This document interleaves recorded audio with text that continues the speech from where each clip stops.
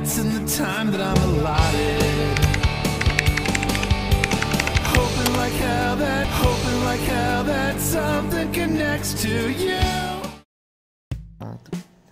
Okay, so ito lang yung gagawin natin pag magta-transfer tayo ng Baby Dutch dito sa Qcoin. Kiklik lang natin yung asset. Okay, tapos pupunta tayo ng funding. Tapos pupunta tayo ng deposit. Dahil Baby Dutch ang ating gagamitin, hanapin natin si Baby Dutch. Ayan. Tapos hanapin natin itong BIP20 BNB chain. Yan. Okay, so ito na yung address natin dito sa Qcoin. Pwede natin i-share, i-save natin, or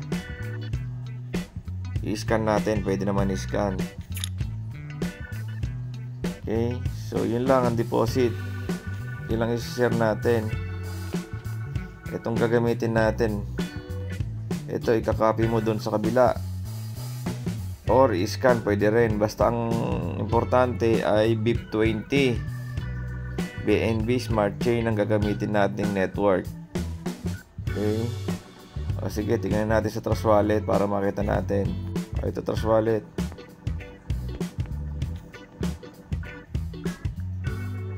Ayan.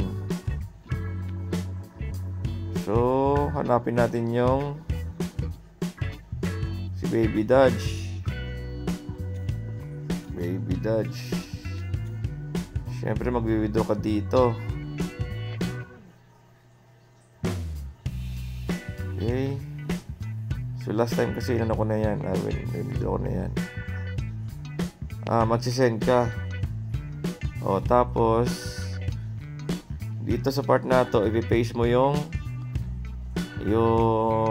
address mo doon sa Qcoin, or sabi ko nga ito, i-scan mo. Ayan na, na-scan na. Tapos yung mga maximum mo lang, wala ako, so then next mo na lang. Ganun lang yun, transfer na agad yun.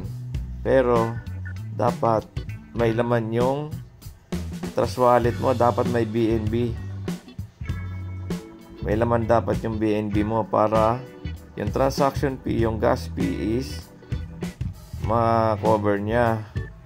Dahil kung hindi magsa-successful yung transfer mo kasi may bayad yung network. Pero mababa lang naman yan. Okay, thank you. Regrets in the time that I'm allotted. Hoping like hell that something connects to you.